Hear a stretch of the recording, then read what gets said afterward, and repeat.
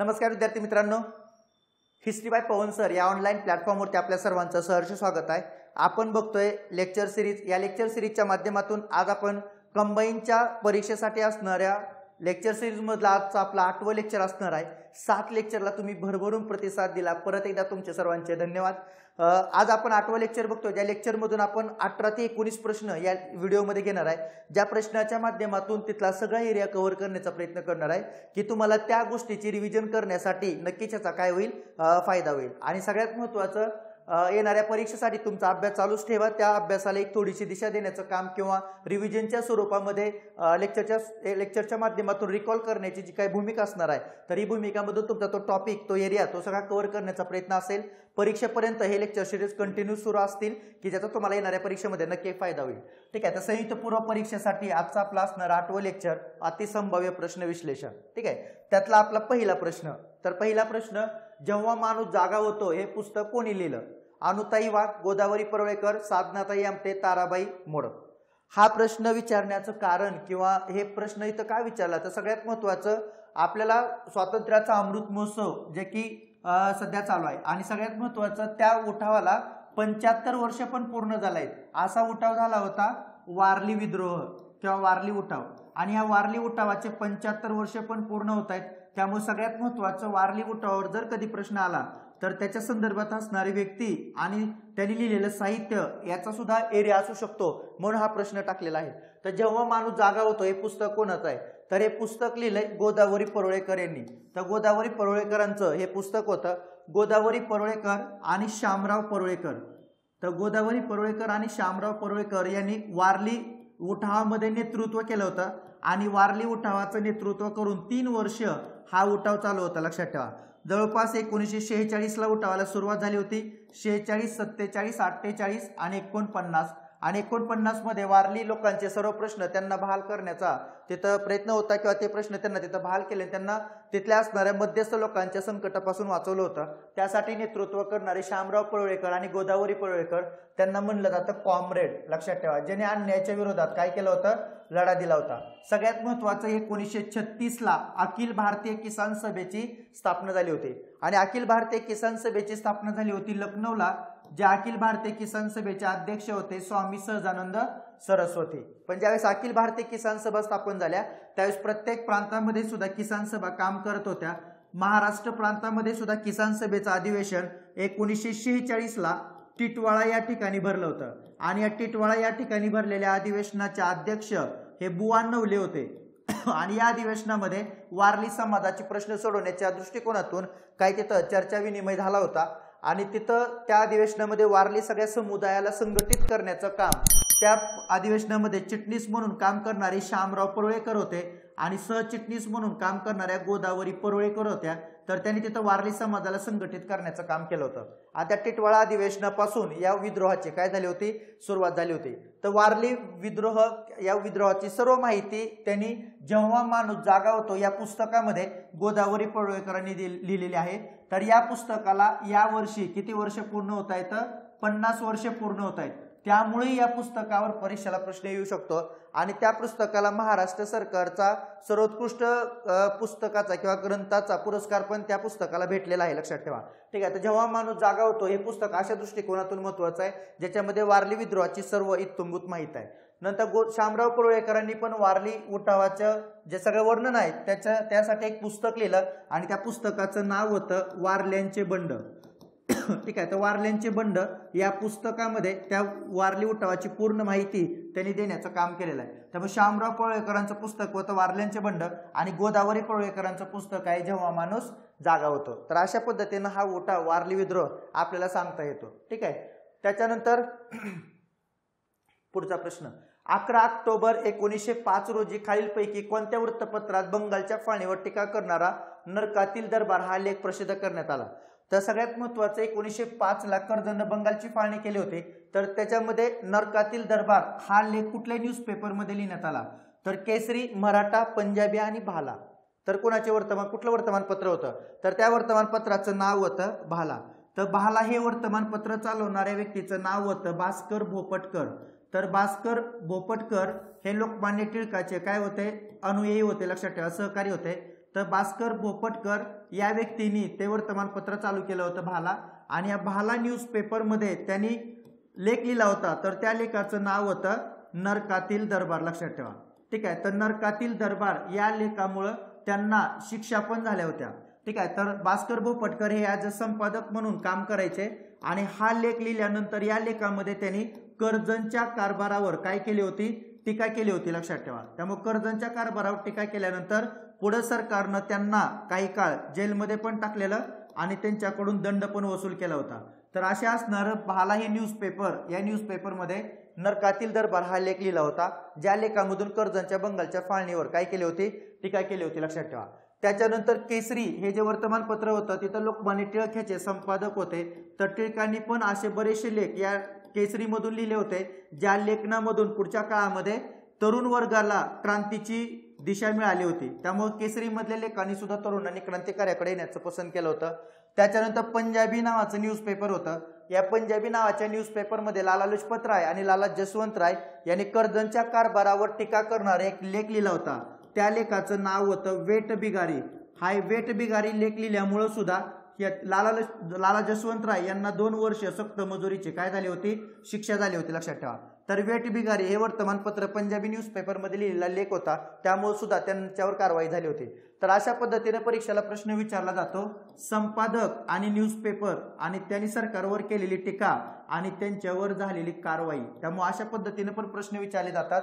तर हे अशी पण माहिती आपल्या लक्षात असली पाहिजे. लक्षात ठेवा. ठीक आहे. तर 1905 ला नरकातील दरबार हा प्रसिद्ध लेख लिहिला, त्यामुळे त्यांना कारवाईला सामोरं जावं लागलं होतं. असे व्यक्ती होते भास्कर भोपटकर. मराठा न्यूजपेपर हे सुद्धा लोकमान्य टिळकांचंच होतं, जे की इंग्रजीमध्ये निघत होतं. लक्षात ठेवा. अशा न्यूजपेपरमधून सुद्धा कर्जनच्या कारभारावर टीका करण्यात आलेली आपल्याला दिसून येते. लक्षात ठेवा. ठीक आहे.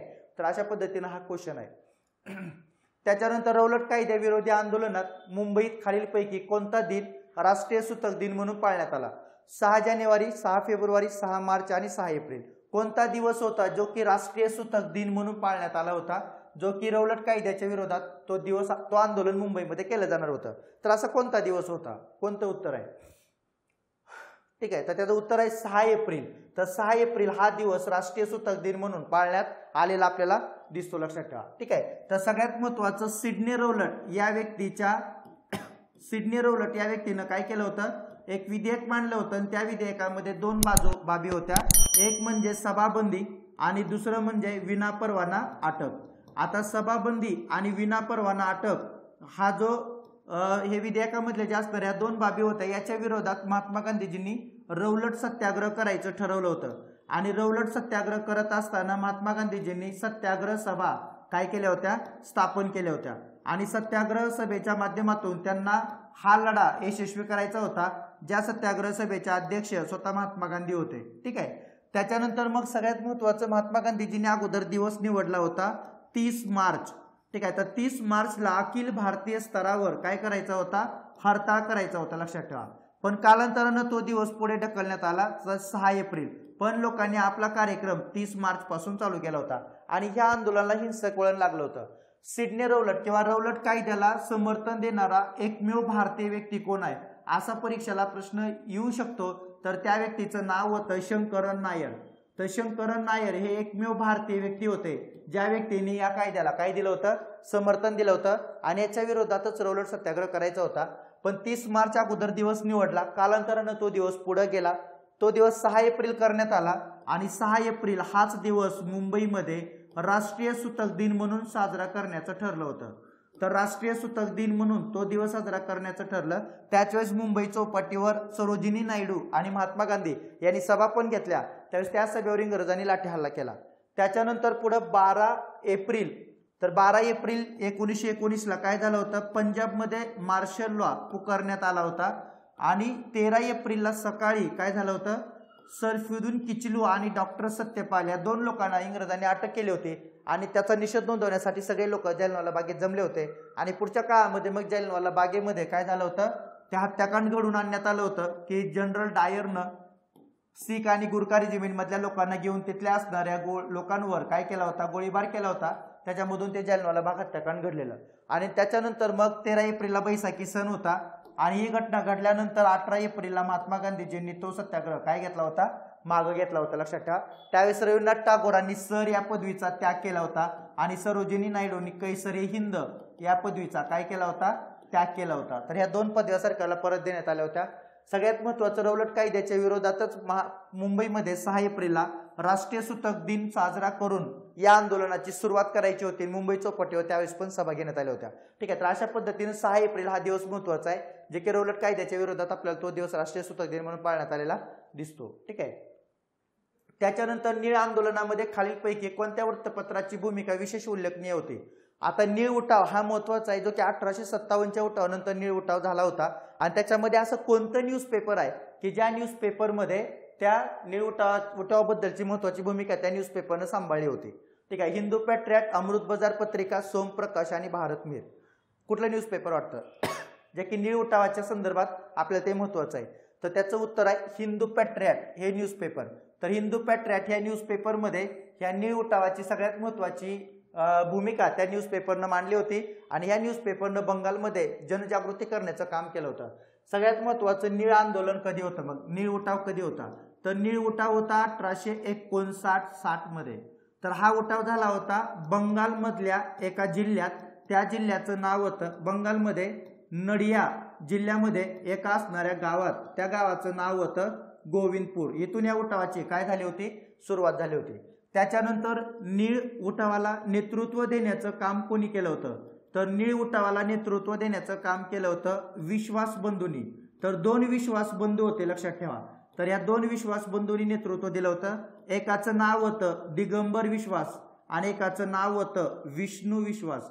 तर दिगंबर आणि विष्णू या 2 लोकांनी काय दिलं होतं, नेतृत्व. पण या उठावाला समर्थन देणारे काही लोक होते. तर त्याच्यामध्ये हरिश्चंद्र मुखर्जी हे नाव महत्वाचं आहे. तर हरिश्चंद्र मुखर्जी या व्यक्तीने समर्थन दिलं होतं. आणि दुसऱ्या व्यक्तीचं नाव होतं दीनबंधू मित्रा. तर दीनबंधू मित्रा या सुद्धा व्यक्तीने या उठावाला समर्थन दिलं होतं. त्यामुळे हरिश्चंद्र मुखर्जींनी या उठावाची माहिती लोकांपर्यंत पोहोचवण्यासाठी हिंदू पॅट्रियट नावाचं न्यूजपेपर काढलं होतं. आणि या हिंदू पॅट्रियट या न्यूजपेपरमधून त्यांनी निळीच्या बातम्या प्रकाशित करण्याचं काय केलेलं, काम केलेलं. आणि दीनबंधू मित्रा यांनी नील दर्पण नावाचं काय काढलं होतं, नाटक होतं. तर परीक्षेला प्रश्न आला होता, नील दर्पण हे काय होतं, तर नील दर्पण हे काय होतं, नाटक होतं. तर नील दर्पण या नाटकाला इंग्रजीमध्ये करणारा व्यक्ती कोण होता, तर नील दर्पण या नाटकाला इंग्रजीमध्ये करणाऱ्या व्यक्तीचं नाव होतं जेम्स लॉग. तर जेम्स लॉग या व्यक्तीनं नील दर्पणला इंग्रजीमध्ये आणलं होतं. तर दीनबंधू मित्रांनी नील दर्पण या नाटकाच्या माध्यमातून निळीचे प्रश्न तिथं सरकारपर्यंत पोहोचवण्याचं काम केलं होतं. युरोपियन लोकांपर्यंत हा प्रश्न घेऊन जाण्याचं काम केलं. आणि हिंदू पॅट्रियट मध्ये कंटिन्यू बातम्या प्रकाशित करून लोकांची संमती त्याला घेण्याचा प्रयत्न होता. तर हरिश्चंद्र मुखर्जी आणि मनमोहन मुखर्जी हे 2 लोक महत्वाचे आहेत. या 2 लोकांनी या वर्तमानपत्राला चालवलं होतं. ठीक आहे. आणि या उठावामध्ये किंवा या नीळ रिव्होल्टमध्ये सगळ्यात महत्वाची भूमिका ही अब्दुल लतीफ यांची पण आहे, लक्षात ठेवा. कारण अब्दुल लतीफ या व्यक्तीने तिथल्या असणाऱ्या शेतकऱ्यांना न्याय मिळवून देण्यासाठी सरकारला नीळ आयोग स्थापन करायला सांगितला होता. त्यावेळेस सरकारनं नीळ आयोगाची स्थापना केली होती 1860 मध्ये. आणि ज्या शेतकऱ्यावर अन्याय होतोय त्या शेतकऱ्यांना नुकसान भरपाई देण्याचा विषय हा यांच्या केंद्रस्थानी होता, लक्षात ठेवा. त्यामुळे पुढच्या काळामध्ये नीळ उठावाच्या बद्दल या सगळ्या गोष्टी आपल्याला सांगता येतील. जिथं इंग्रजांनी ह्या गोष्टी या उठावामध्ये झालेल्या ज्या गोष्टी होत्या त्याच्या बदल्यात इंग्रजांनी शेतकऱ्यांना नुकसान भरपाई सुद्धा दिलेली आहे. तर नीळ आयोगाची स्थापना केली होती अब्दुल लतीफ यांच्या पुढाकारानं. अब्दुल लतीफ मुस्लिम समाजातले हे पहिले समाज सुधारक आहेत, ज्यांनी 1863 साली एक संघटना स्थापन केली होती, मोहमेडन लिटररी सोसायटी.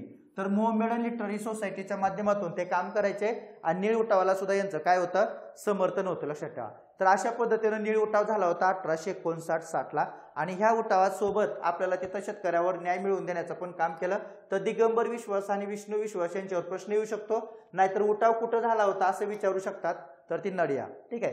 त्याच्यानंतर अमृत बाजार पत्रिका ही शिशिरकुमार घोष यांची असणारी ती पत्रिका होती, ज्या पत्रिकेनं रातोरात आपली भाषा बंगालीवरून काय केली होती, इंग्रजी केली होती.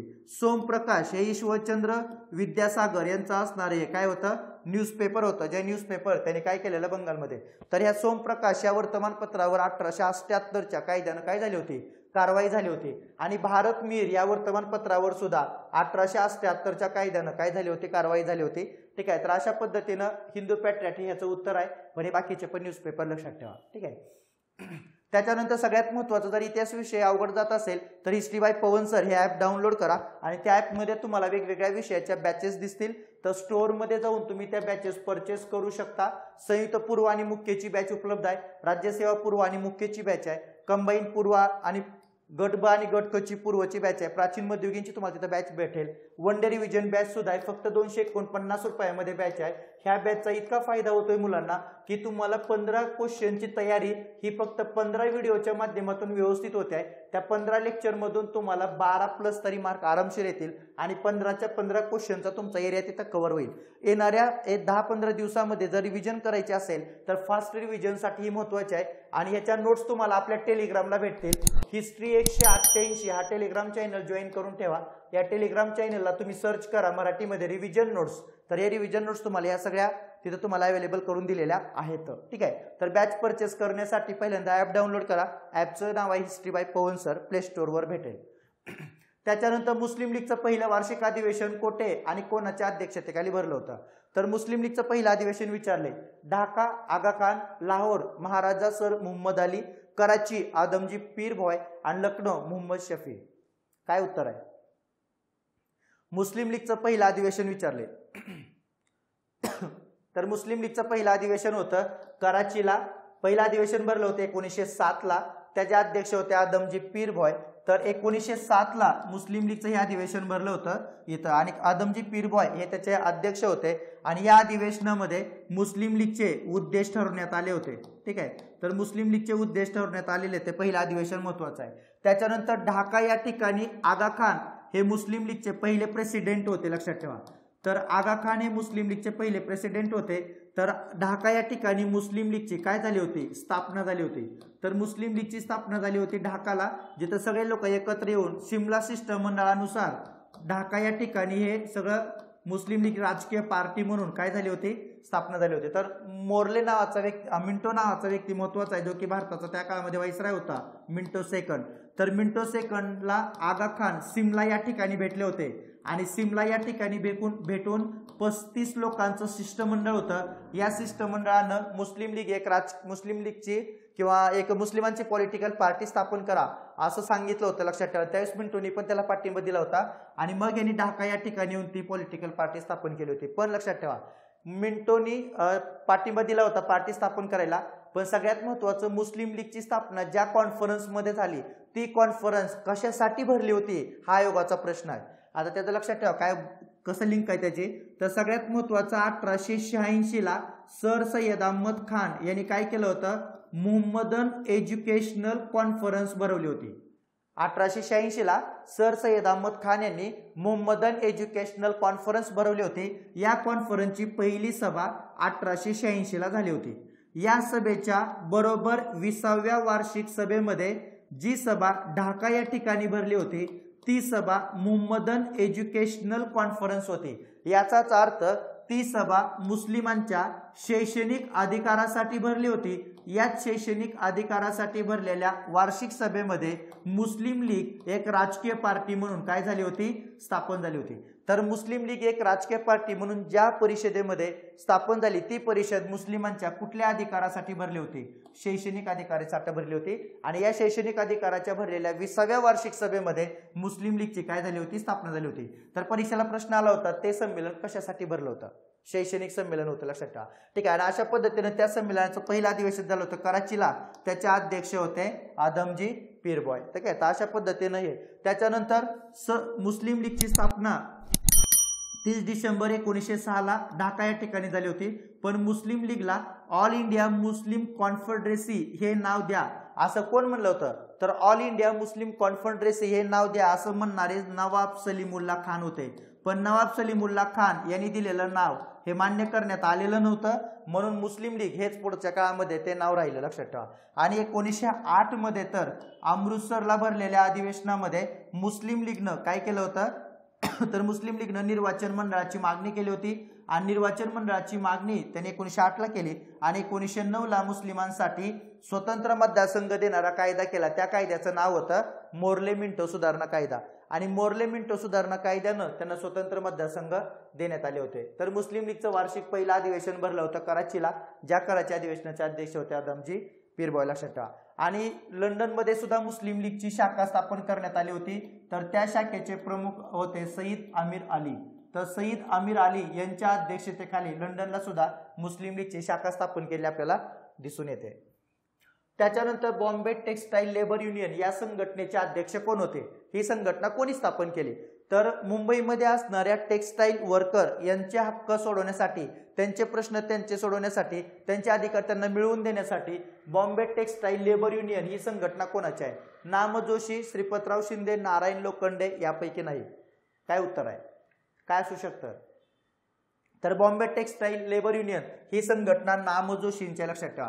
तर नाम जोशींनी मुंबईमधल्या कामगारांचे प्रश्न सोडवण्यासाठी हे संघटना स्थापन केली होती. तर या संघटनेची स्थापना झाली होती 1926ला. तर 1926ला त्यांनी संघटना स्थापन केली. पण नाम जोशी यांची सगळ्यात महत्वाचे 1911ला सोशल सर्व्हिस लीग ही सुद्धा एक संघटना होती. आणि सोशल सर्व्हिस लीगच्या माध्यमातून ते कामगारांचे काय करत होते?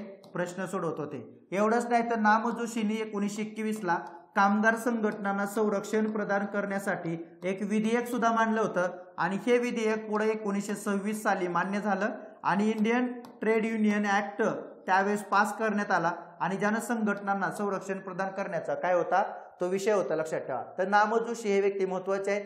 सोशल सर्व्हिस लीगच्या माध्यमातून सुद्धा 1911 पासून ते कामगारांसाठी काय करत होते? काम करत होते. लक्षात ठेवा. त्याच्यानंतर नारायण लोखंडे महत्वाचे आहेत. नारायण लोखंडे यांची नाम लोखंडे आपण म्हणतो. तर 1884ला एक संघटना होते. त्या संघटनेचं नाव होतं Bombay textile Bombay mill hand association. तर बॉम्बे मिल हँड असोसिएशन ही संघटना परळच्या बागेमध्ये 4000 कामगारांना सोबत घेऊन त्यांनी संघटना स्थापन केली होती. आणि ही कामगारांची पहिली संघटना मानली जाते. ठीक आहे. तर पुढच्या काळामध्ये या संघटनाच्या माध्यमातून कामगारांचे प्रश्न सोडवण्याचा प्रयत्न केला. त्यांनी दुसऱ्या फॅक्टरी कमिशनला मागण्यांची एक यादी पाठवली, ज्या यादीमध्ये दर रविवारची एक सुट्टी असावी, कामगारांना दररोज अर्धा तास तरी विश्रांती जेवण्यासाठी असावी. तर अशा काही तरतुदी होत्या. आणि याच तरतुदी पुढे 1892च्या फॅक्टरी ऍक्टमध्ये काय झाल्या होत्या? लागू झाल्या होत्या. लक्षात ठेवा. तर रविवारच्या सुट्टीचे जनक आपण कोणाला म्हणतो? तर नारायण लोखंडे यांना म्हणतो. तर नारायण लोखंडे यांनी कामगारांचे प्रश्न कशामधून मांडले होते? दीनबंधू या वर्तमानपत्रामधून मांडले होते. तर नाम लोखंडे यांनीच सत्यशोधक समाजाची शाखा सुद्धा मुंबईमध्ये स्थापन करा असं महात्मा फुलेंना पण ते म्हणलेले. त्याच्यात त्यांनी काम पण केलं होतं. लक्षात ठेवा. आणि दीनबंधू मधून त्यांनी कामगारांचे प्रश्न मुंबईमधून मांडलेले. असं नाम लोखंडे हे महत्वाचे आहे. बॉम्बे टेक्सटाईल लेबर युनियन हे महत्वाचं आहे. त्याच्यानंतर अहमदाबाद, इथं लक्षात ठेवा, अहमदाबाद टेक्सटाईल लेबर असोसिएशन ही संघटना कोणाची आहे? तर अहमदाबाद म्हणल्यानंतर ही संघटना 1918ला होती. आणि या संघटनेचे व्यक्ती होते महात्मा गांधी. तर महात्मा गांधी आणि अनुसयाबेन साराभाई. तर अनुसयाबेन साराभाई आणि महात्मा गांधींनी ही संघटना स्थापन केली आपल्याला दिसून येते 1918ला. एवढंच नाही तर गुजरातमध्ये गुजरात महाजन सभा. ठीक आहे. तर ही जी संघटना आहे गुजरातमध्ये कामगारांसाठी, ही सुद्धा संघटना 1920 मध्ये महात्मा गांधींनी कामगारांसाठी काय केली होती? स्थापन केली होती. ठीक आहे. तर ही संघटना सुद्धा इथे महत्वाची आहे. तर बॉम्बे टेक्सटाईल लेबर युनियन ही संघटना स्थापन करणारे नाम जोशी हे एक महत्वाचे कामगारांचे काय आहेत? नेते. त्याच्यानंतर 1940च्या ऑगस्ट प्रस्तावानुसार काय तरतुदी सादर करण्यात आल्या होत्या? तर भारताला टप्प्यामध्ये पूर्ण स्वातंत्र्य, वसाहतीचं स्वातंत्र्य, प्रांतिक स्वायत्तता आणि केंद्रामध्ये प्रातिनिधिक सरकार. ठीक आहे. तर 1940ला जी ऑगस्ट ऑफर देण्यात आली होती त्याच्यामध्ये काय होतं? तर सगळ्यात महत्वाचं ऑगस्ट ऑफर ही 1940ला देण्यात आली होती 8 ऑगस्टला. तर 8 ऑगस्ट 1940ला ही ऑफर देण्यात आली, जी ऑफर आपल्याला भारताचा व्हाईसराय या व्यक्तीने दिली होती, ज्या व्यक्तीचं नाव होतं लॉर्ड लिनलिथिगो. तर लिनलिथिगो नावाचा व्यक्ती होता, त्याने ते आपल्याला ऑफर दिली होती. त्या ऑफरमध्ये 2-3 गोष्टी महत्वाच्या आहेत. पहिला मुद्दा होता आम्ही भारताला वसाहतीचं स्वराज्य देऊ. काय म्हणत होता तो? आम्ही भारताला वसाहतीचं स्वराज्य देऊ. याचाच अर्थ वसाहतीचं स्वराज्य देणं हेच ऑगस्ट ऑफरचा महत्वाचा काय होता? उद्देश होता. लक्षात ठेवा. आणि भारतीय लोकांना आम्ही घटना बनवण्याचा अधिकार देऊ, पण तो अधिकार कसा असेल? अंशतः असेल. ठीक आहे. तर भारतीय लोकांना घटना बनवण्याचा अधिकार अंशतः असेल असं इथं तत्व मान्य करण्यात आलं होतं. आणि वसाहतीचं स्वराज्य हे भारतीय लोकांना दिलं जाईल आणि हे स्वराज्य 2 देशाच्या धर्तीवर असेल, कॅनडा आणि ऑस्ट्रेलिया असं सांगण्यात आलं होतं. पण ज्यावेळेस ऑगस्ट ऑफर आपल्याला देण्यात आली त्यावेळेस काँग्रेसनं ऑगस्ट ऑफर काय केली होती? फेटाळली होती. लक्षात ठेवा, का फेटाळली होती? कारण आपलं लक्ष 1929 पासून काय बनलं होतं? पूर्ण स्वराज्य बनलं होतं. आणि हे आपल्याला 1940ला काय द्यायला चालले होते? वसाहतीचं स्वराज्य. त्यावेळेस पंडित नेहरू म्हणले होते तर वसाहतीचं स्वराज्य हे आता काय बनलं? मृतप्राय बनलं. त्यामुळे वसाहतीच्या स्वराज्य मृतप्राय बनलं असं कोण म्हणतात? तर पंडित नेहरू म्हणतात. आणि मुस्लिम लीगनं सुद्धा ऑगस्ट ऑफर फेटाळली, कारण त्याच्यामध्ये त्यांच्या स्वतंत्र पाकिस्तान राष्ट्राचा काय नव्हता? विचार नव्हता. लक्षात ठेवा. त्यामुळे अशा पद्धतीने ऑगस्ट ऑफर हे काय आपण मान्य केले नाही. तर या ऑगस्ट ऑफर देण्याचा प्रयत्न आपल्याला व्हाईसराय होते जे लिलितिगो होता त्यांनी देण्याचा काय केला होता? प्रयत्न केला होता. लक्षात ठेवा. ठीक आहे. तर अशा पद्धतीने आहे. त्यामुळे त्याच्यामध्ये वसाहतीचं स्वातंत्र्य आपल्याला दिसून येतं असा हा क्वेश्चन. त्याच्यानंतर वहाबी आंदोलनासंबंधित खालीलपैकी सत्यविधान ओळखा. तर वहाबी आंदोलन हे महत्वाचं आहे. गेल्या वर्षी वहाबी आंदोलनावर प्रश्न विचारला होता. मुस्लिम धर्म सुधारणा चळवळीमधलं वहाबी आंदोलन हे जे की आपल्याला महत्वाचं वाटतं. तर त्यातले काय वाक्य बघूया आपण. सय्यद अहमद हे अब्दुल वहाबच्या प्रेरणेत होते. पहिलं वाक्य. सय्यद अहमदवर शाह वली उल्लाहचाही प्रभाव होता. आंदोलनाचं भारतातील प्रमुख ठिकाण हे पटना होतं. गेल्या वर्षी विचारलं होतं केंद्र कोणतं आहे. आणि वरीलपैकी सर्व बरोबर आहे. तर काय वाटतं? काय उत्तर यायचं? वहाबी चळवळ. गेल्या वर्षी केंद्र विचारले तर यावर्षी बाकी सगळं विचारू शकतात. तर ते सगळं बघू आता इथं आपण. ठीक आहे. ज्याच्या माध्यमातून वहाबी चळवळच पूर्ण तुमची होऊन जाईल. वहाबी आंदोलनासंबंधित सत्यविधान ओळखा. तर याचं उत्तर आहे वरीलपैकी सर्व विधानं काय ते बरोबर आहेत. आता लक्षात ठेवा, सगळ्यात महत्वाचं वहाबी चळवळ. तर वहाबी हे अफगाण पठाण होते. लक्षात ठेवा. सगळ्यात महत्वाचं वहाबी चळवळ ही अगोदर शिखांच्या विरोधात होती. कोणाच्या विरोधात होती? शिखांच्या. पण शिखांचा प्रांत 1848 मध्ये ज्यावेळी डलहौसी भारतात आला त्यावेळेस त्यांच्यासोबत त्यांनी युद्ध केलं. आणि 1849 मध्ये सिखांचा प्रांत डलहौसीनं पूर्णपणे काय केला? खालसा केला. सिखांचा प्रांत ज्यावेळेस खालसा झाला त्यावेळेस पुढे 1857 मध्ये इंग्रजांनी मुघल सत्ता पूर्णपणे नष्ट केली. बहादूरशाह जफरला रंगूनला पाठवलं आणि इंग्रज ईस्ट इंडिया कंपनीचं राज्य पण नष्ट झालं. ब्रिटिश पार्लमेंटनं सत्ता हातात घेतली. म्हणजे जवळपास 1858 मध्ये इंग्रजांच्या हातात सत्ता आली. त्यावेळेस वहाबी चळवळ ही अधिक आक्रमक बनली आणि वहाबी चळवळीने इंग्रजांच्या विरोधात काय पुकारायचं ठरवलं? जिहाद. तर जिहाद पुकारून त्यांना ब्रिटिश सत्ता काय करायची होती? नष्ट करायची होती. आणि परत एकदा त्यांना कोणाची सत्ता आणायची होती? इस्लामची सत्ता आणायची होती. मग इस्लामची सत्ता आणण्यासाठी या वहाबी चळवळीमध्ये काही ठराविक आपल्याला लोक दिसतील. लक्षात ठेवा. तर त्या लोकांची माहिती कशा पद्धतीने लक्षात ठेवायची. सगळ्यात महत्वाचं इथं एका व्यक्तीचं नाव तुम्हाला दिलंय, शाह वली उल्लाह. तर तो शाह वली उल्लाह हा व्यक्ती कोण होता? त्याचा पहिल्यांदा थोडा आपली माहिती मिळवायला पाहिजे. तर शाह वली उल्लाह हा व्यक्ती महत्वाचा आहे. दुसऱ्या व्यक्तीचं पण नाव तुम्हाला इथं आलंय, अब्दुल वहाब. ठीक आहे. तर अब्दुल वहाब हा व्यक्ती पण इथं महत्वाचा आहे. कोण होता? त्याचं काम काय होतं हे पण इथं आपल्याला बघणं गरजेचं आहे. अब्दुल वहाब. आणि तिसरा व्यक्ती इथं दिलाय तुम्हाला सय्यद अहमद. तर सय्यद अहमद कोण होते हे सुद्धा इथं महत्वाचे आहेत. तर सय्यद अहमद हे बरेलीचे होते. त्यांनी या चळवळीला नेतृत्व देण्याचा काय केला होता? प्रयत्न केला होता. 3 लोक. आणि या प्रश्नाची सगळ्यात महत्वाची आता तुम्ही हे बघा, त्याची माहिती बघा. तर शाह वली उल्लाह हा जो व्यक्ती आहे का, या व्यक्तीवरून ह्या वहाबी चळवळीला वली उल्लाह आंदोलन असंही म्हणलं जातं. काय म्हणलं जातं याला? वली उल्लाह आंदोलन असंही म्हणलं जातं. या शाह वली उल्लाह व्यक्ती जो होता का तो दिल्लीमध्ये निवास करायचा आणि या व्यक्तीला भारताला दारुल इस्लाम बनवायचं होतं. काय बनवायचं होतं? भारताला दारुल इस्लाम. भारताला दारुल इस्लाम बनवणं म्हणजे भारतामध्ये इंग्रजी सत्ता तयार नष्ट करणं आणि इस्लामची राजवट आणणं हे याचा काय होता? उद्देश होता. तर त्यांना अशा पद्धतीने तिथं बोलला होता तो. त्याच्यानंतर अब्दुल वहाब. अब्दुल वहाब हा व्यक्ती कोण होता? तर आंतरराष्ट्रीय स्तरावर इस्लामचं पुनर्जीवन व्हावं यासाठी तो काम करत होता. म्हणून तो ते काम करत होता म्हणून त्याच्या नावावरून त्याला वहाबी आंदोलन असा सुद्धा शब्दप्रयोग झालेला आपल्याला दिसून येतो. लक्षात ठेवा. आणि सय्यद अहमद हे जे व्यक्ती होते का हे होते रायबरेलीचे. तर हे व्यक्ती मक्केच्या यात्रेला गेले होते आणि हे व्यक्ती मक्केच्या यात्रेला जाऊन भेटले होते अब्दुल वहाबला. आणि अब्दुल वहाबनी त्यांना सांगितलं होतं तुम्ही भारतात जा आणि भारतामध्ये जाऊन तुम्ही इस्लामची रुजवणूक करण्यासाठी इस्लामची सत्ता आणण्यासाठी काम करा. सय्यद अहमद अब्दुल वहाबचे विचार घेऊन भारतात आले होते आणि त्यांनी पटना या ठिकाणी आपलं केंद्र स्थापन केलं होतं. लक्षात ठेवा. आणि या पटना या ठिकाणी केंद्र स्थापन करून त्यांनी वहाबी चळवळ काय केली होती? चालू केली होती. त्यांना मदत करण्याचं काम एका व्यक्तीनं केलं होतं. त्या व्यक्तीचं नाव होतं अब्दुल अजीज. तर अब्दुल अजीज हे पण व्यक्ती महत्वाचे आहे. आणि त्यांना मदत करणारे अजून एक व्यक्ती होते इनायत अली. तर इनायत अलीकडे लष्कर तयार करण्याचं काम त्यांनी दिलं होतं.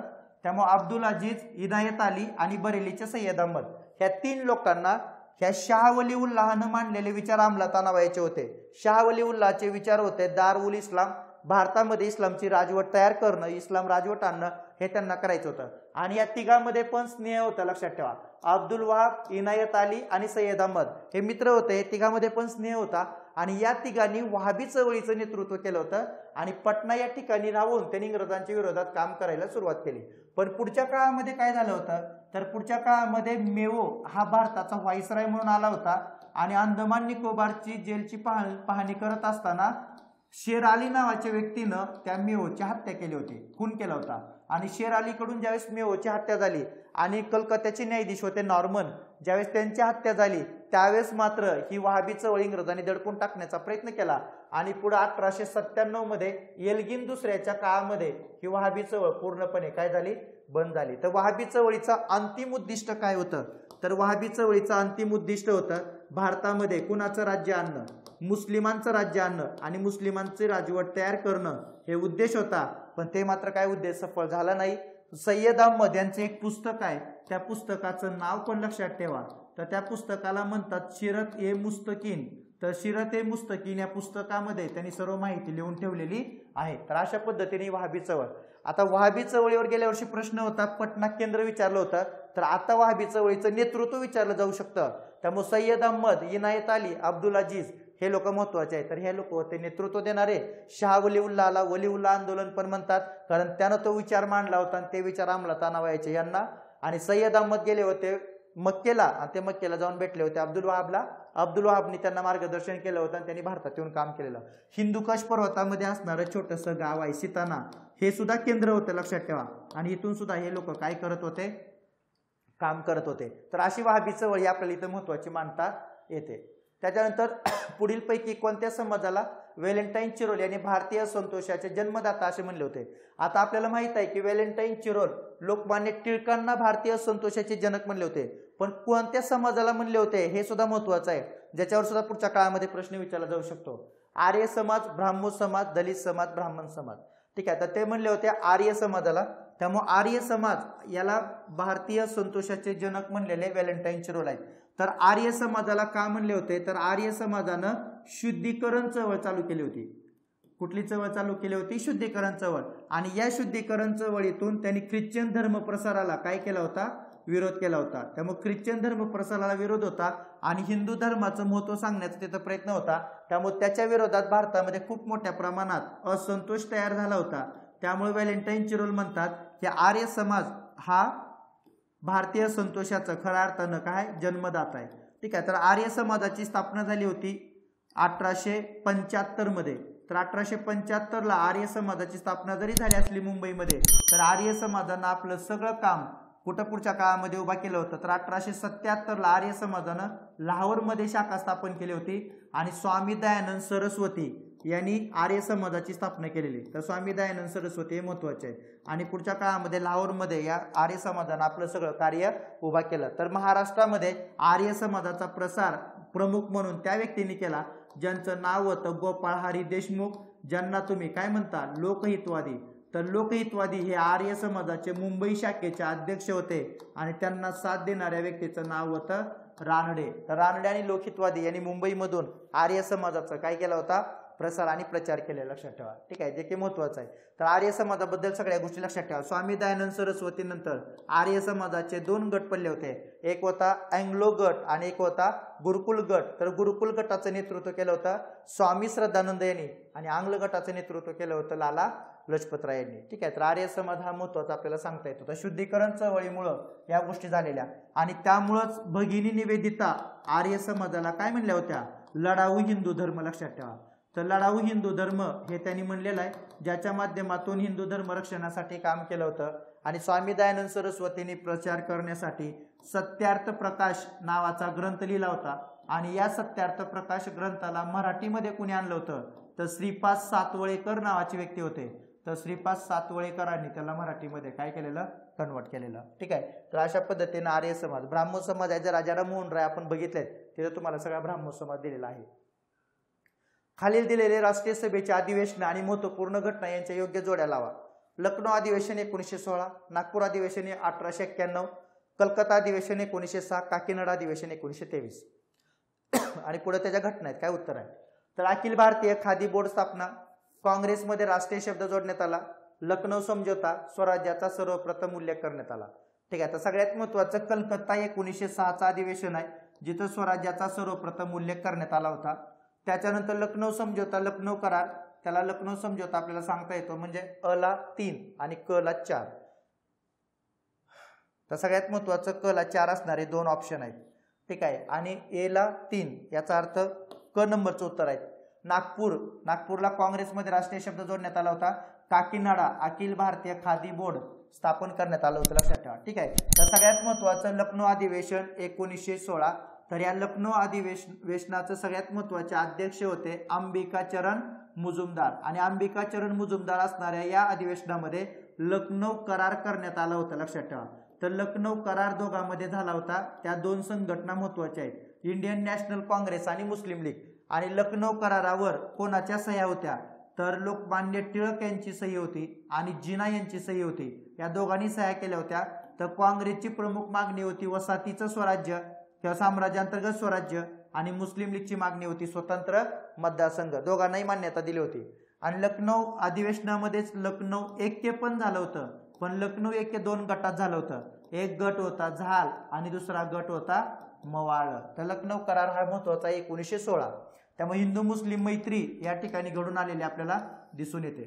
त्याच्यानंतर 1891चं अधिवेशन झालं होतं नागपूरला, ज्याच्यामध्ये काँग्रेसमध्ये राष्ट्रीय शब्द राष्ट्रीयकरण करणारी काँग्रेसची संस्था म्हणून काँग्रेसचा इथं उदय झालेला आपल्याला दिसून येतो. त्याच्यानंतर कलकत्ता अधिवेशन होते 1906ला. प्रथमच आपण स्वराज्य या शब्दाचा उल्लेख केला होता. दादाबाई नौरोजी त्याचे अध्यक्ष होते. त्याच्यानंतर हे अधिवेशन झालं होतं कलकत्तामध्ये आणि या अधिवेशनामध्ये स्वराज्य मिळवायचं असेल तर अविरत संघर्ष करावा लागेल, त्यासाठी चळवळ उभी करावी लागेल असा सल्ला दादाबाई नौरोजींनी इथं दिला होता, लक्षात ठेवा. आणि लोकमान्य टिळकांनी आपली या अधिवेशनामध्ये काय मांडली होती? चतुसूत्री पण मांडली होती. ती चतुसूत्री पण महत्वाची आहे. आणि काकीनाडा अधिवेशन झालं होतं 1923ला, ज्यावेळेस काँग्रेसच्या नेत्यांना खादी वापरण्याचं इथं काय केलेलं? बंदी आपलं कंपल्सरी केलेलं, लक्षात ठेवा. तर खादी वापरण्याचं तिथं आव्हान केलं होतं आणि अखिल भारतीय खादी बोर्ड सुद्धा त्या अधिवेशनामध्ये तिथं स्थापन झालं होतं. तर काकीनाडा अधिवेशन 1923 या अधिवेशनाचे अध्यक्ष होते मौलाना मुहम्मद अली. तर मौलाना मुहम्मद अली जे की अली शौकत अली यांचे भाऊ आहेत, लक्षात ठेवा. तर यांनी तिथं काय केलं होतं? अध्यक्ष केलं होतं. मौलाना मुहम्मद अली यांचे 2 न्यूजपेपर होते, एक होता कॉम्रेड आणि एक होता हमदर्द.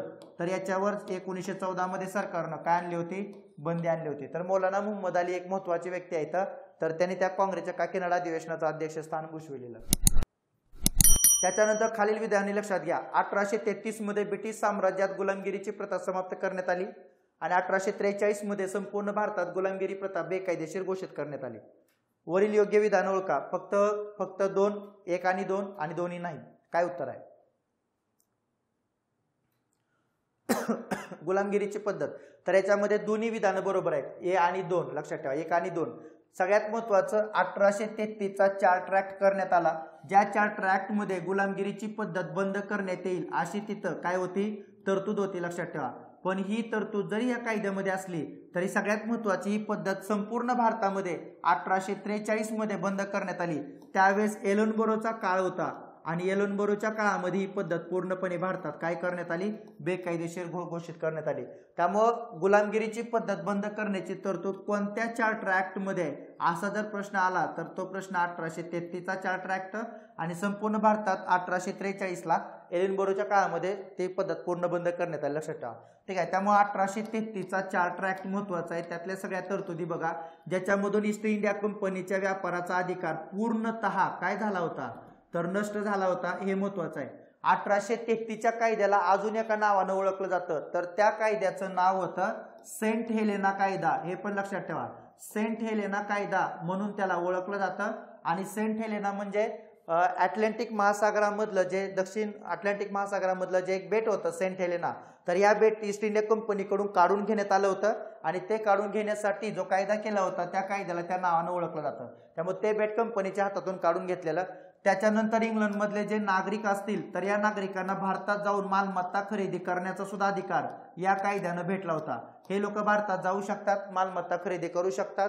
शिक्षणासाठी 10 लाख रुपये आले होते. आग्रा या ठिकाणी नवीन प्रेसिडेन्सी आली होती. हेलिबरी या ठिकाणी नवीन प्रशिक्षण संस्था इंग्लंडमध्ये स्थापन करण्यात आली. त्याच्यानंतर कायदा सदस्य म्हणून नवीन सदस्य ऍड झाला होता. तो व्यक्ती 4था व्यक्ती होता. त्या व्यक्तीचं नाव होतं मेकॉले. तर कायदा सदस्य म्हणून इथं मेकॉले आला होता. नंतर बंगालचा गव्हर्नर हा भारताचा गव्हर्नर जनरल बनला होता. त्याच्यावर येणारा पहिला व्यक्ती हा विल्यम कोण होता? बेंटिंग होता. जन्म, वंश, वर्ण, वंश याच्यावरून आम्ही कोणताही भेदभाव मानणार नाही. तर ही सुद्धा तरतूद 1833च्या चार्टर ऍक्ट मध्ये आपल्याला दिसून येते. आणि कंपनीला 20 वर्ष भारतात व्यापार करण्याचा काय दिला होता? अधिकार दिला होता. आणि त्याच कायद्यामध्ये गुलामगिरीची पद्धत नष्ट करण्यात येईल असं सुद्धा सांगण्यात आलं होतं. पण ही पद्धत पूर्ण बंद झाली होती 1833ला. लक्षात आपला 1843ला. तर असा असणारा कायदा, ज्या कायद्याचे दोन्ही विधान काय आहेत? बरोबर आहे. त्याच्यानंतर खासी विद्रोहाशी संबंधित नेता कोण आहे? तर कोणी केला होता खासी विद्रोह? मजनू शाह, मोतीलाल तेजावत, बिरसा मुंडा आणि सरदार तीरथ सिंग. तर खासी उठावाचं नेतृत्व करणाऱ्या व्यक्तीचं नाव होतं सरदार तीरथ सिंग. लक्षात ठेवा. तर गारो खासी जयंतिया या टेकड्या होत्या. तर गारो खासी जयंतिया या टेकड्यामध्ये सगळे तिथले खासी आदिवासी लोक राहत होते. आणि या आदिवासी लोकांच्या परिसरामध्ये ब्रह्मदेशासोबत युद्ध करत असताना इंग्रजांनी इथं पक्का रस्ता बांधायला सुरुवात केली होतं. आणि या पहाडी भागामध्ये दळणवळण रस्ता तयार झाला तर दळणवळणाची साधनं उपलब्ध होतील. आणि या भागामध्ये इंग्रजांनी आपलं सैन्यही ठेवलेलं.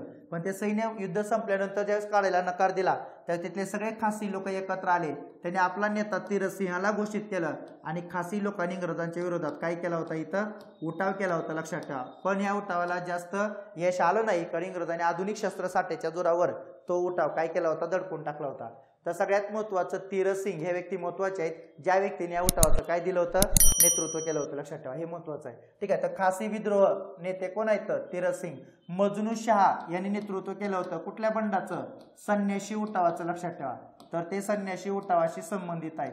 बिरसा मुंडा यांनी कुठला उठाव केला होता? मुंडा उठाव, किंवा त्याला तुम्ही उलगुलान उठाव असंही म्हणू शकता, किंवा तुम्ही त्याला महान उठाव असंही म्हणू शकता.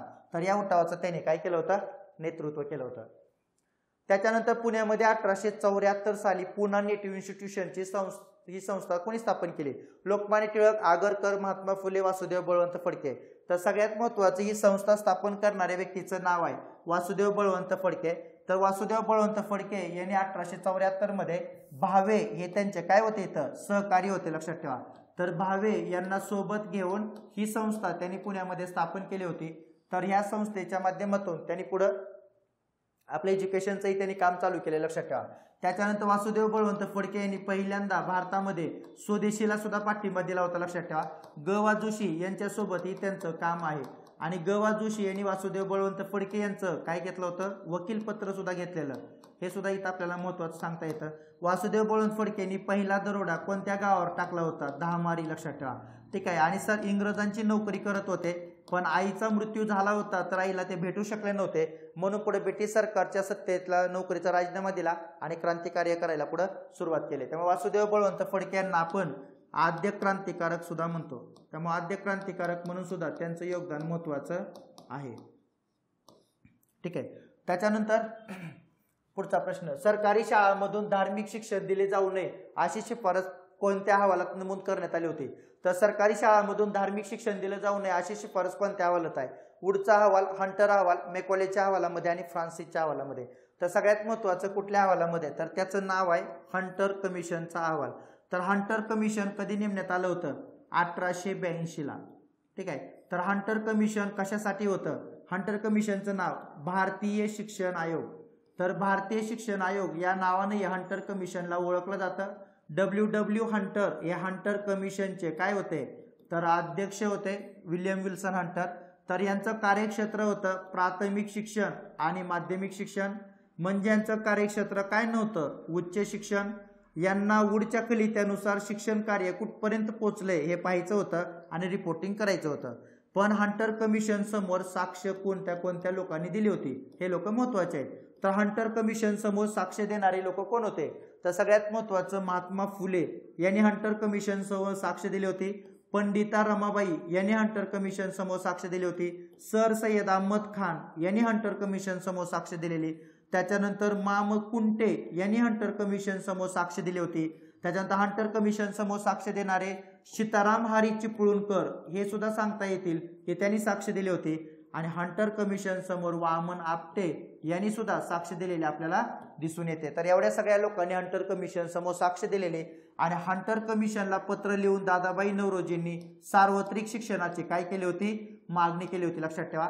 आणि हंटर कमिशन मध्येच होतं कोणत्याही सरकारच्या शाळेमधून धर्माचं शिक्षण दिलं जाऊ नये. त्यामुळे धार्मिक शिक्षण शाळेतून द्यायला काय केला होता, विरोध केला होता. ही हंटर कमिशनची तरतूद आहे.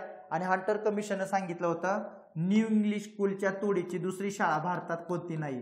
त्यामुळे न्यू इंग्लिश स्कूलची जी स्थापना झाली होती 1880 मध्ये, तर याला खूप स्तुती हंटर कमिशननं केली होती, लक्षात ठेवा. आणि प्राथमिक शिक्षण हे मातृभाषेमधूनच द्यायला हवं आणि उच्च भाषेत व जिल्हा स्तरावरचं शिक्षण हे इंग्रजीमधून असावं असं हंटर कमिशननं तिथं गव्हर्नमेंटला काय सांगितलं होतं, शिफारशी दिल्या होत्या, लक्षात ठेवा. ठीक आहे. तर हंटर कमिशन समोर या सगळ्या लोकांनी दिलेल्या साक्ष लक्षात ठेवा. याच्यावर पण परीक्षेला प्रश्न येऊ शकतो. ठीक आहे. तर 1882 ला असणारं हंटर कमिशन त्यातली प्रमुख तरतूद आहे. आणि प्रत्येक प्रांतामध्ये एकतरी आदर्श शाळा असावी असं हंटर कमिशनला वाटतं. खालीलपैकी कोणकोणते गव्हर्नर जनरल वर्तमानपत्राच्या स्वातंत्र्याच्या पक्षात होते. म्हणजे वर्तमानपत्राला स्वातंत्र्य ज्यांनी दिलं ते कोण होते, लक्षात ठेवा. Lord William Bentinck, Charles Metcalfe, Lord Macaulay आणि जॉन ॲडम्स.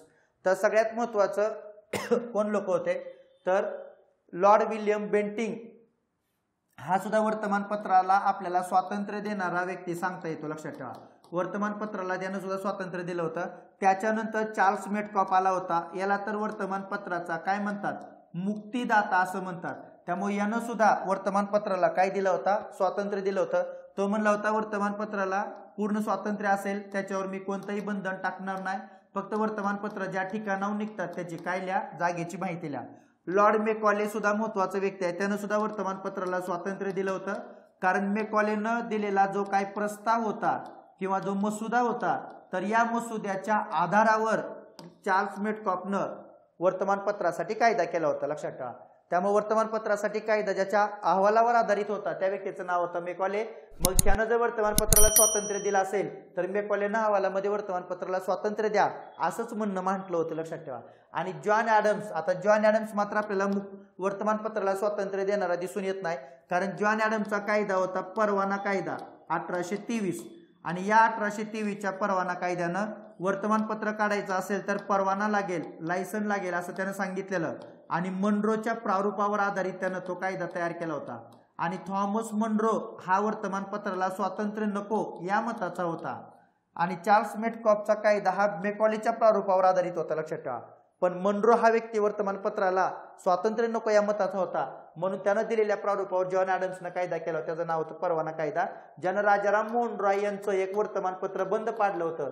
त्या वर्तमानपत्राचं नाव होतं मिरात उल अखबार. तर मिरात उल अखबार हे वर्तमानपत्र काय झालं होतं, बंद झालं होतं, लक्षात ठेवा. ठीक आहे. तर अशा पद्धतीनं हा जॉन ॲडम्स, त्यामुळे जॉन ॲडम्स येणार नाही. त्यामुळे 3 लोक सांगता येते ज्याने वर्तमानपत्राला स्वातंत्र्य दिलं किंवा स्वातंत्र्याच्या पक्षात होते. तर त्याचं उत्तर आहे 1, 4, 2, 3, 1, 2, 3 वरील सर्व बरोबर. तर 1, 2, 3 लक्षात ठेवा, सी नंबर. ठीक आहे. मानवासाठी एक धर्म, एक जाती, एकच ईश्वर आहे. खालीलपैकी कोणत्या व्यक्तीचा नारा होता.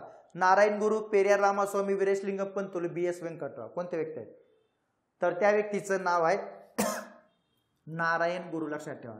केरळमध्ये अस्पृश्य जातीमध्ये ज्यांचा जन्म झाला होता असे नारायण गुरु, लहानपणी त्यांना देवीच्या मंदिरात जाता येत नव्हतं. त्यामुळे पुढच्या काळामध्ये त्यांनी अस्पृश्य सुधारणेसाठीच काम केलं. त्यांनी मूर्तीपूजेला तर विरोध केला, लक्षात ठेवा. पण त्यांनी असे मंदिरं बांधले ज्या मंदिरामध्ये कुठलाच काय नसणार, देव नसणार. त्यामुळे देव नसणारी मंदिरं निर्माण करून हे सर्व जात मानवासाठी एकच धर्म आहे, एकच जाती आहे आणि एकच ईश्वर आहे असा नारा देऊन त्यांनी अस्पृश्यता आणि जातीभेद नष्ट करण्याचा काय केला होता, प्रयत्न केला होता, लक्षात ठेवा. आणि देव नसलेले मंदिरं बांधणारे सुद्धा केरळमधले एका अस्पृश्य जातीतील महत्वाचे व्यक्ती म्हणून आपल्याला नारायण गुरु सांगता येतील. नारायण गुरुंनी श्री योगम धर्म परिपालन सभा नावाची संघटना सुद्धा त्यांनी स्थापन केली होती. ज्या संघटनेच्या माध्यमातून ते काम करायचे. पेरियार रामास्वामी महत्वाचे आहेत. त्यांनी आत्मसन्मान आंदोलन चालू केलं होतं महिलांच्या सन्मानासाठी. तर आत्मसन्मान हे आंदोलन चालू करणारे कोण होते असा जर कधी प्रश्न आला तर त्या प्रश्नाचं उत्तर पेरियार रामास्वामी. वीरेशलिंगम पंतोल महत्वाचे आहेत. त्यांना दक्षिण भारतातलं राजा राममोहन राय म्हणलं जातं, लक्षात ठेवा. आणि ब्राह्मो समाजाचं त्यांनी दक्षिण भारतामध्ये काय केलं होतं, काम केलं होतं. हास्य संजीवनी हे त्यांचं काय होतं, न्यूजपेपर होतं. याच्या माध्यमातून त्यांनी तिथं काम केलेलं. विधवा पुनर्विवाहाला सुद्धा त्यांनी मान्यता देण्यासाठी प्रयत्न केले होते, काम केलं होतं. त्यामुळे विधवा पुनर्विवाहाचा 1856चा जो कायदा आहे, ज्या कायद्यामध्ये समर्थन देणाऱ्यामधले ते एक महत्वाची व्यक्ती आपल्याला सांगता येते. BS व्यंकटराव यांनी अस्पृश्य समाजासाठी दक्षिण भारतात काम केलं होतं. यांना प्रति आंबेडकर म्हणून ओळखलं जातं, लक्षात ठेवा. तर BS व्यंकटराव यांना प्रति आंबेडकर म्हणतात किंवा त्यांना दख्खनचे आंबेडकर असंही म्हणलं जातं. तर हे दख्खनचे आंबेडकर म्हणून हे काय आहेत, प्रसिद्ध आहेत. त्यांनी दक्षिणेमध्ये अस्पृश्यांसाठी काय केलं होतं, काम केलं होतं. डॉक्टर बाबासाहेब आंबेडकर आणि BS व्यंकटराव यांच्यामध्ये विशेष असा स्नेह होता, लक्षात ठेवा. तर दोघांमध्ये चांगले संबंध पण होते आणि डॉक्टर बाबासाहेबांनीच त्यांना ती पदवी दिली होती, दख्खनचे प्रति आंबेडकर म्हणून. ठीक आहे, तर दोघांमध्ये एक स्नेह असलेला पण आपल्याला दिसून येतो. त्याच्यानंतर नेटिव्ह मॅरेज ऍक्ट संमत करण्यात आला. खालीलपैकी कोणाची भूमिका मग तिथं महत्वाची आहे. ईश्वरचंद्र विद्यासागर, केशवचंद्र सेन, महादेव गोविंद रानडे आणि बेहरामजी मलबारी. तर सगळ्यात महत्वाचं नेटिव्ह मॅरेज ऍक्ट साठी कुणाची संमती महत्वाची होती, तर त्याचं उत्तर आहे केशवचंद्र सेन. तर नेटिव्ह मॅरेज ऍक्ट हा कधी होता, 1872 होता. त्या काळामध्ये गव्हर्नर कोण होता, नॉर्थब्रुक होता, लक्षात ठेवा. ठीक आहे. आणि 1872च्या या कायद्यानं मुलाचं वय 18 आणि मुलीचं वय 14 करण्यात आलं होतं. आणि हा कायदा करायला केशवचंद्र सेन यांनी समर्थन दिलं होतं. या कायद्यामध्ये बालविवाहाची पण तरतूद होती, लक्षात ठेवा. आणि सगळ्यात महत्वाचं विधवा पुनर्विवाहाची सुद्धा आंतरजातीय विवाहाची सुद्धा याच्यामध्ये तरतूद आहे.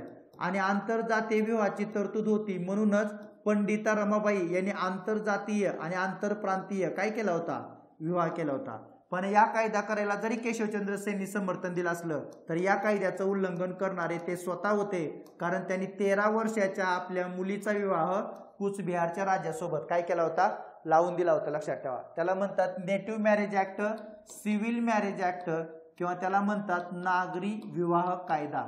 तर नागरी विवाह कायदा म्हणून त्याला ओळखलं जातं. ठीक आहे. तर अशा पद्धतीने ईश्वरचंद्र विद्यासागर आपल्याला इथं सांगता येतील, ज्यांनी या स्वतःच्या कायद्याचं उल्लंघन केलं होतं. म्हणून त्यांचे अनुयायी त्यांच्यापासून दूर गेले होते आणि त्या अनुयायींनी पुढे जाऊन कुठला ब्राह्मो समाज स्थापन केला होता, साधारण ब्राह्मो समाज. महिला शिक्षणासाठी कलकत्तामध्ये बालिका विद्यालयाची स्थापना कोणी केली होती, William Hunter, James Grant, JED बेतून आणि विल्यम हॉर्गॉट. कोण होते व्यक्ती ज्यांनी कलकत्तामध्ये बालिका विद्यालय आणलं होतं, तर त्या व्यक्तीचं नाव होतं बेतून, लक्षात ठेवा. बेतून स्कूल पण म्हणतात. तर जवळपास 1849 मध्ये हे बालिका विद्यालय तिथं स्थापन केलं होतं. त्यासाठी ईश्वरचंद्र विद्यासागरनी सुद्धा त्यांना काय केली होती, मदत केली होती, लक्षात ठेवा.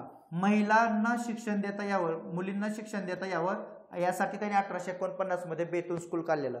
आणि हेच बेतून होते की ज्यांनी, त्याला बालिका विद्यालय म्हणतात, त्यांनी राजा राममोहन राय यांना मानवतावादी आणि मानव जातीचा सेवक अशी उपमा दिली होती, लक्षात ठेवा. मानव जातीचा सेवक, मानवतावादाचा सेवक असं बेतून म्हणले होते राजा राममोहन रायला. तर त्यांनी बंगालमध्ये राहून महिलांच्या एज्युकेशनसाठी काय केलं होतं, काम केलं होतं. आणि ईश्वरचंद्र विद्यासागर यांनी त्यांना काय केली होती, मदत केली होती. 1857च्या उठावाला राष्ट्रीय विद्रोह खालीलपैकी कोणी म्हटलं, म्हणजे 1857च्या उठावाला राष्ट्रीय उठाव म्हणणारे कोण होते, लक्षात ठेवा.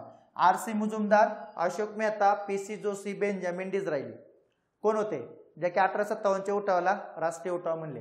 सगळ्यात महत्वाचं RC मुजुमदार हे तर राष्ट्रीय उठाव म्हणले नव्हते, पण अशोक मेहता हे राष्ट्रीय उठाव म्हणले होते. PC जोशी यांचं पण ते वाक्य नाही. आणि बेंजामिन डिझरायली महत्वाचे, ते सुद्धा 1857च्या उठावाला स्वातंत्र्य संग्राम म्हणले होते. तर त्याचं उत्तर आहे 2 आणि 4. 2 आणि 4 हा B नंबरचा ऑप्शन. तर RC मुजुमदार काय म्हणले होते, तर RC मुजुमदार म्हणले होते आपला देश स्वतंत्र व्हावा यासाठी एकही कृती बंडवाल्याच्या हातून घडलेली नव्हती, त्यामुळे त्याला राष्ट्रीय उठाव म्हणता येणार नाही, लक्षात ठेवा. ठीक आहे, असं त्यांनी म्हटलं होतं. त्याच्यानंतर अशोक मेहता म्हणले होते 1857चा उठाव हा राष्ट्रीय उठाव आहे. त्यामुळे राष्ट्रीय उठाव म्हणणाऱ्यामध्ये अशोक मेहता यांचं नाव आहे. राष्ट्रीय उठाव म्हणणाऱ्यामध्ये स्वातंत्र्यवीर विनायक दामोदर सावरकर यांचं नाव आहे, बेंजामिन डिझरायली यांचं नाव आहे, सुरेंद्रनाथ सेन यांचं नाव आहे, लक्षात ठेवा. माल्सन हे नावाचे इंग्रज अधिकारी होते, त्यांचं नाव आहे. पंडित जवाहरलाल नेहरू हे सुद्धा राष्ट्रीय उठाव म्हणले होते. असे सगळे लोक 1857च्या उठावाला काय म्हणतात? राष्ट्रीय उठाव म्हणतात. तर राष्ट्रीय उठाव म्हणून यांनी मान्यता दिलाय. आणि न. रा. पाठक नावाचे व्यक्ती होते जे की शिपायाची काय म्हणतात? भाऊगर्दी म्हणतात. त्यांचं ते वाक्य शिपायाची भाऊगर्दी आहे. तर हे सगळे लोक जे की बेंजामिन डिझरायली पुढे पंतप्रधान पण होते इंग्लंडचे, लक्षात ठेवा. त्यांनी या उठावाला राष्ट्रीय उठाव म्हणलेलं दिसून येतं. ठीक आहे. तर 1857च्या उठावाची मतं, कोणी कुठलं मत नोंदवलं या संदर्भात तुम्ही बघा की त्याच्यावर परीक्षेला प्रश्न येऊ शकतो. आपल्या टेलिग्राम चॅनलला तुम्हाला हे मतं 24 दिसतील, जे की आपली नोट्स आहे. आपल्या टेलिग्राम चॅनलला तुम्हाला ही नोट्स भेटेल. हिस्ट्री 188. तर हिस्ट्री 188 हा टेलिग्राम चॅनल जॉईन करून ठेवा. तिथं 1857च्या उठावाच्या नोट्समध्ये 24 मत आहेत. या 24 मतावरच परीक्षेला काय असेल? प्रश्न असेल. ठीक आहे. तर अशा पद्धतीने आपलं आजचं लेक्चर. तर सगळ्यात महत्त्वाची ही वन डे बॅच आहे, जी 249 रुपयाची असणारी बॅच, ज्याच्यामध्ये 15 लेक्चर आहेत. तर हिस्ट्री बाय पवन सर हे ॲप डाउनलोड करा आणि ह्या ॲपमध्ये तुम्हाला ही बॅच भेटेल, ज्या बॅचमधून तुमचे 15चे 15 क्वेश्चनचे सर्व एरिया कव्हर होईल, लक्षात ठेवा. आणि येणाऱ्या परीक्षेमध्ये तुम्हाला नक्कीच 11-12 पर्यंत तुम्ही या बॅचच्या माध्यमातून जाऊ शकता. सोबत हिस्ट्री बाय पवन सर या टेलिग्राम चॅनलला तुम्हाला त्याच्या काय भेटतील? नोट्स पण भेटतील. तिथं नोट्स पण आहेत. ठीक आहे. तर ही बॅच जॉईन करू शकता. सोबत आपल्या मित्रांना पण सांगू शकता. तर अशा पद्धतीचं आजचं आपलं लेक्चर, या लेक्चरच्या माध्यमातून हे 19 प्रश्न कव्हर करण्याचा प्रयत्न केलाय. यातून मूलभूत जी माहिती होती ती तुमच्यापर्यंत पोहोचवण्याचा प्रयत्न केलाय. लवकरच भेटूया 2 दिवसामध्ये नवीन लेक्चर घेऊन.